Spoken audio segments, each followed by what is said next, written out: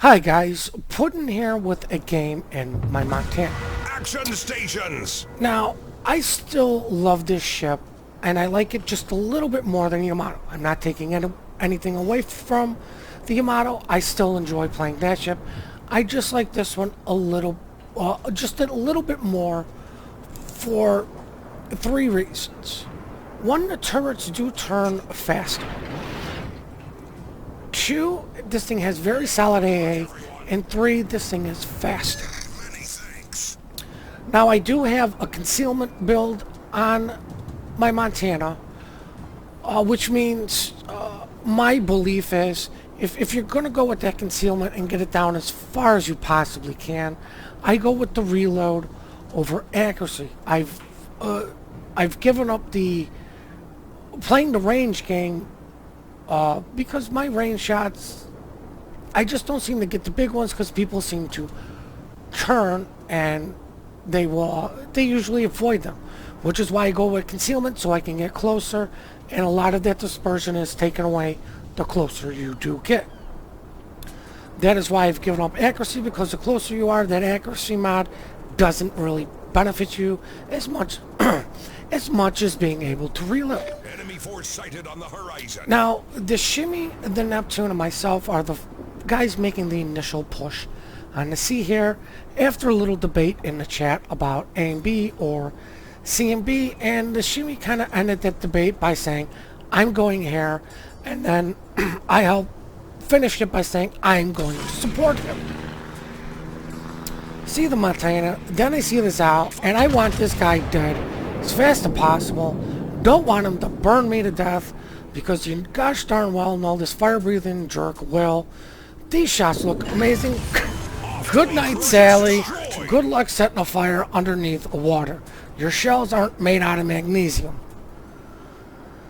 Now with that guy gone, I feel a lot better. But you know, we still have a couple more little fire breathers out there. We have this Tago here.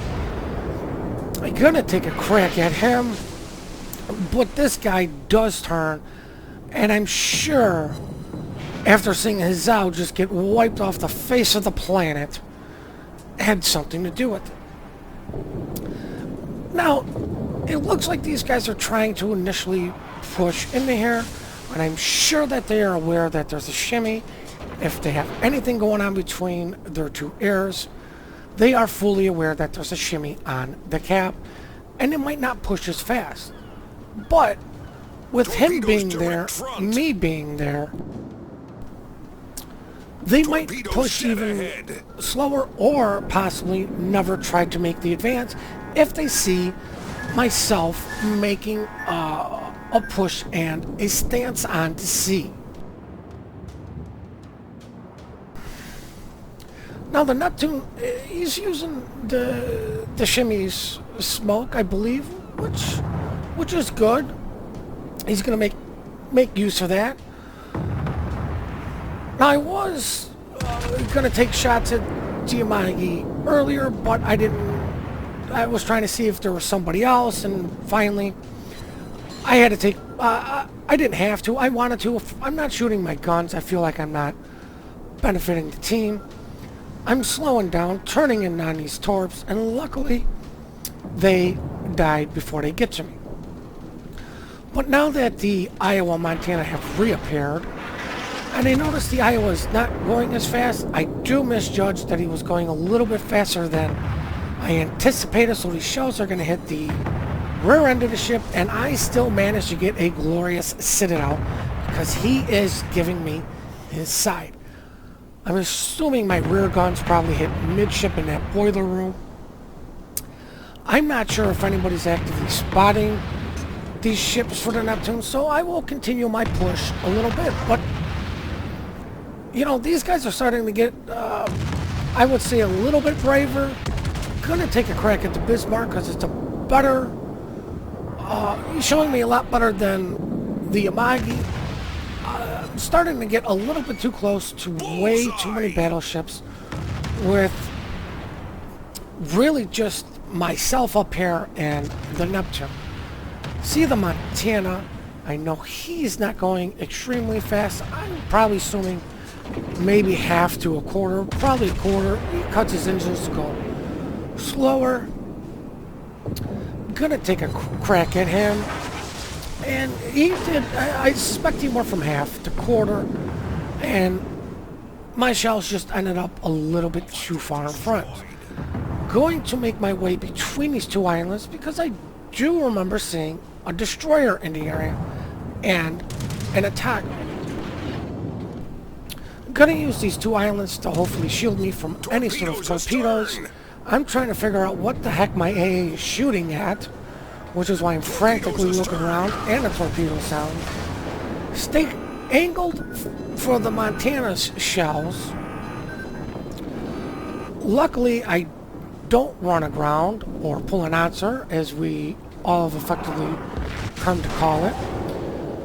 Getting my rear turrets, trying to get back on this Montana, but this guy's going forward, still gonna take a shot anyways.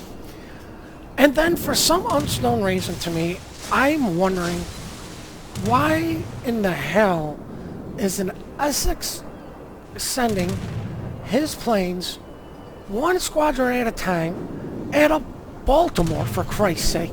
It's a U.S. cruiser. As you can see, it wiped out all their planes. I was well within my AA, my effective AA range, and they were shooting at the planes. I got one of them. But why would you do them? If you're going to go up against a U.S. cruiser, you need to send them all at the same time so something can get through. Now, as you can see, most of the team here is at sea. And I suspect most of the enemy, but 3 ships, are at sea. The lovely DD is making a break for our carrier, which is just... I'm just going to say it, it's just stupid this early in the game. That guy could have been doing so much more potential damage, or possibly even capping B, because our presence is all at sea. And there's a smoke cloud on sea, we're losing sea, and most of these guys are playing a little too passive, taking a shot at this Amagi who's coming to us still. He probably didn't suspect me being where I was at, and I get rewarded with a 20,000 penetrating strike. No citadels, just nice, good, solid penetrating strike. And that is why I do run the concealment, because some people might make those little mistakes. And here is fire breather number 2 that I actively wanted to get rid of so long ago. Let's just hope these shells connect and get rid of them, and no, he turns in. There's the Fletcher. The Fletcher's not shooting at me, which means he's probably dropped his torpedoes, or he's in the process of dropping them. Our carrier is actively harassing him, trying to sink this guy, trying to torpedo him, dive bombing him. I take a crack at him and they all miss. Looks like our carrier got a really good solid drop on the DD, so I'm going to focus my attention on the Otago in the hopes that those torps will get the destroyer. And that DD managed to get away from the torps. My AA is going nuts for some unknown reason. Looks like a fighter. And kaplow. Goodbye, fire breather number 2. Thank you for showing your side. 2 battleship, 2 citadels. Can't set fires underneath the water.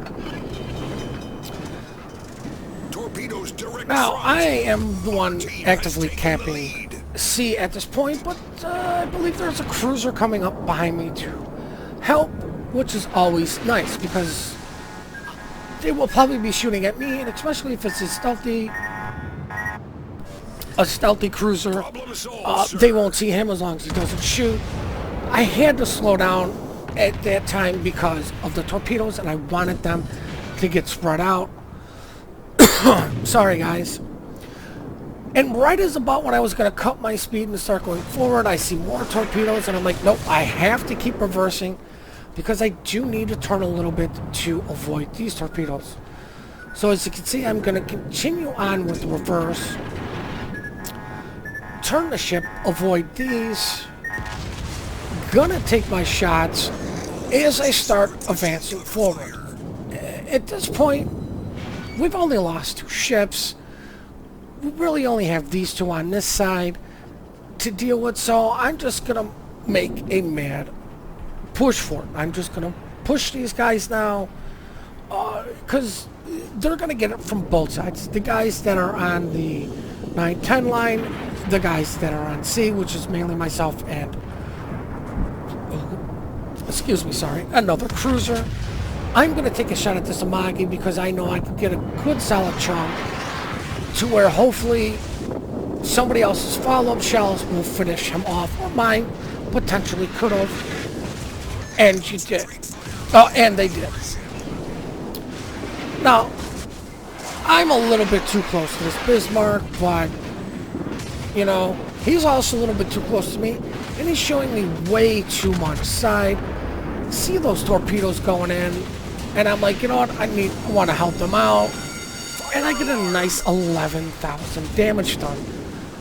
Might not be able to get citadels, but you can still get very good penetrating strikes. And this Bismarck is just not going to survive the combined firepower from 2 different sides. Got an Izuma, myself, the DD, and a cruiser.